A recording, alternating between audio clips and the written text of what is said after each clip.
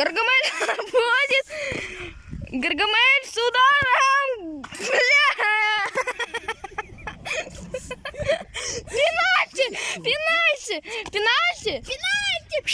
Пенальти! Ну все, на меня. Мое очко! Пенальти! Ты что там, девятка? Пенальти! Андрей Лебедев стоит на воротах и синий Рома пробивает. Кто же отобьет или глизнеет? Криштиану Роналду, походочка и с ударом. Бля! В пизду нахуй этот футбол! Уебался! Меня мама убьет!